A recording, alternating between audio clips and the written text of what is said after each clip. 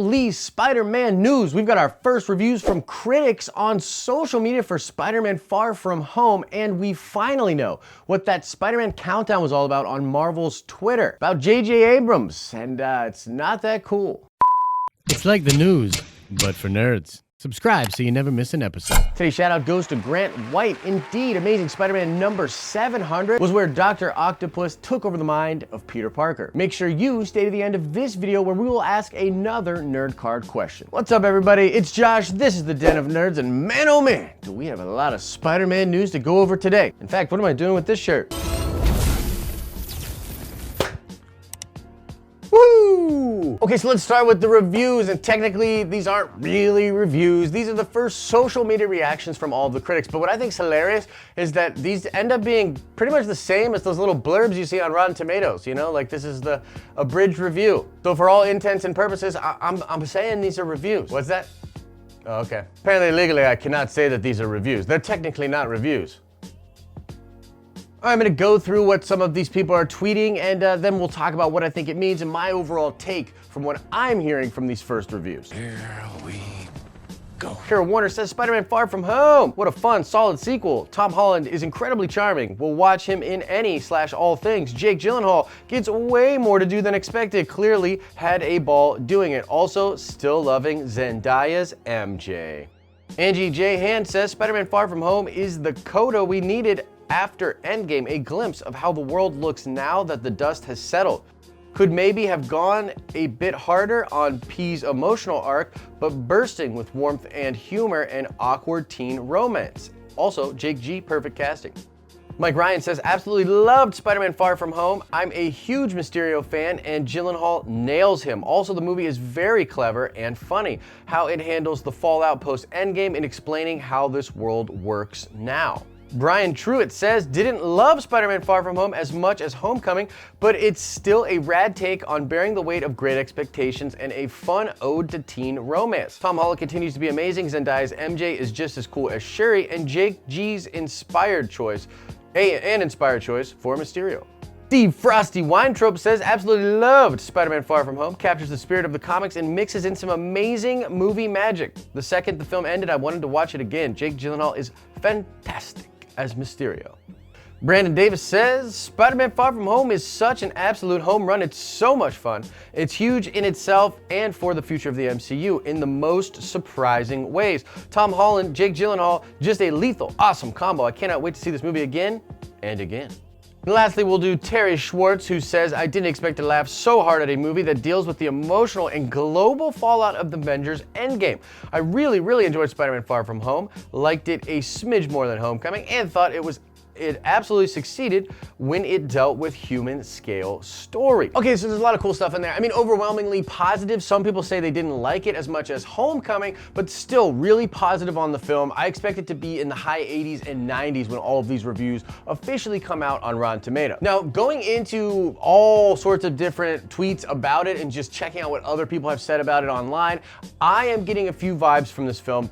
And what I think we can expect is a huge twist or a reveal. This has sort of been teased a lot, just intricately throughout. There's this moment Tom Holland has talked about that will surprise people and sort of, make a lot of people mad from the film. There've been a lot of crazy rumors regarding some of the characters in the cast. And I mean, it's not crazy to think that Mysterio's probably lying to people, but how many other people are lying to people in this film? Is there some sort of big mystery that gets uncovered? And you heard throughout the tweets a little bit people talking about dealing with the post-snap, the post-Avengers Endgame world. This is really cool. This is, I think, a big reason that people are going to check out Spider-Man Far From Home is to simply see what the MCU is like now. I also think that I'm reading that though the film will focus a lot on going through the emotional arc of dealing with Tony Stark's loss, that's not really a huge focus of the film, which is actually good in my opinion. It's a cool backdrop to have, and the legacy of Stark is awesome as a story point, but you don't need the movie to be all doom and gloom, and particularly just with Spider-Man. Spider-Man's whole thing is sort of being positive and being just a happy, honestly poppy sort of movie-going experience. Like, one of the reasons I love Homecoming particularly is because it just feels so Spider-Man from the comics. It just has this sort of familiar and fun, just sort of feel to it, which is awesome. And there's also a lot of rumors that this will expand the MCU, that there's some things that are gonna happen in the movie that are really gonna open up the doors for the future of the MCU. That's all really cool stuff to me. So overall, guys, looking very positive, and you can sort of get a taste and sort of have your expectations curbed a little bit for what to expect in the film. What do you think people are saying about the movie? Now, I should mention, I guess there's a tinge of negativity towards, you know, the overall high school drama romance thing that will be in the film. I mean, I don't see any big Spider-Man fans having a problem with that. The whole MJ thing, it's a big part of Spider-Man, right? And how he deals with personal relationships is why we love the character. So I don't think that's gonna be a concern, but let me know if you're concerned about that in the comment section below. Okay, the J.J. Abrams story. Okay. Well, here's what we're gonna do with this one, guys. A little bit different of a protocol. I didn't script much of what I'm gonna tell you here, and there's a particular reason. One of the things I always try to get across in the content here, and what I'll continue to sort of hammer into the fabric of this company as we expand and bring more people into this sort of thing, is that we're not really journalists. Like, we're not. We're just fans. Like, we're fans just like you guys are fans, and I always want to have that spirit sort of captured within the content that we make. And so I gotta try to be as objective as possible about this story, but I also just want to talk to you as a fan as how I experienced it. So let's just give some context. Marvel has been teasing some kind of a huge Spider-Man comic book announcement on their Twitter, and we've talked about it on this channel. It's been blowing up on the internet. One of the things we've been talking about is how it's so clever to use the fact that the movie's coming out and that there's a lot of attention and just a lot of hype for Marvel after Avengers Endgame, to use that to sort of market these comic books, to get more attention on the comic book. And so Marvel had this countdown. Today was the last day of the countdown, and the big announcement came out. Now, the way I discovered it was I went to CB Cebulski's Twitter. CB Cebulski is the editor-in-chief of Marvel Comics. I wanted to see if he had talked about it and how he was interacting with fans after the announcement had been made. Because honestly, I got to the computer pretty late today. I was late on this show.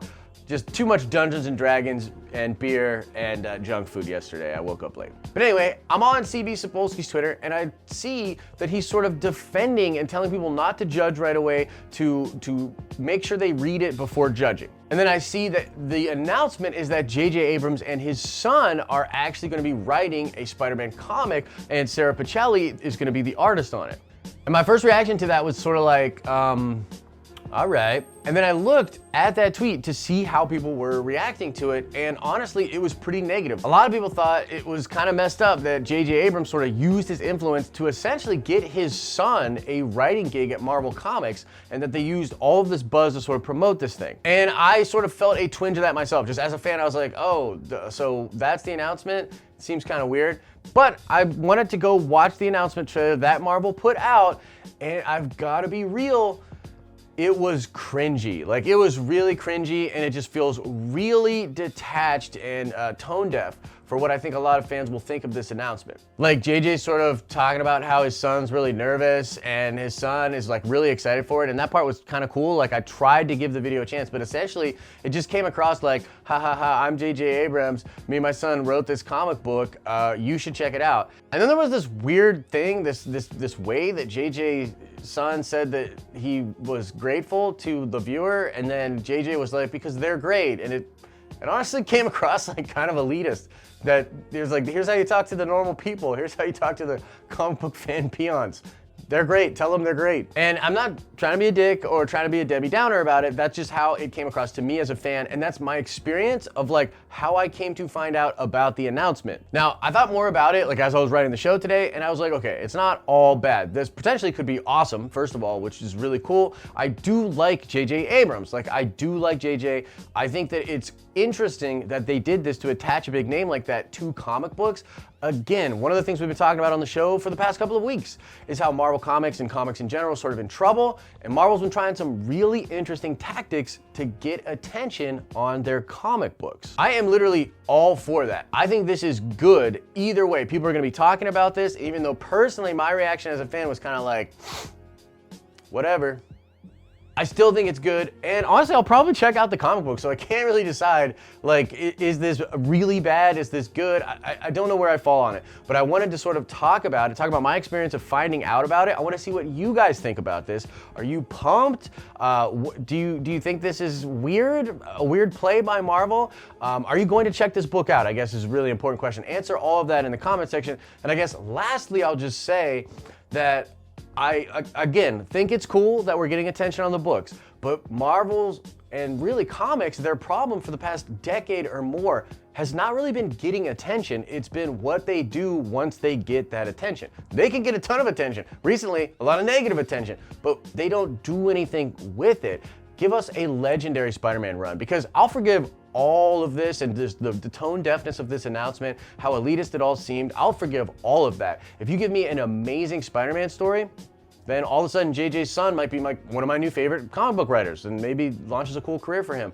But it's gotta be really, really good. All right, now let's check the nerd card before we get out of here. They teased and revealed who the new villain will be for this Spider-Man run that JJ and his son are working on. I wanna know the name of that villain. They had it in the announcement trailer.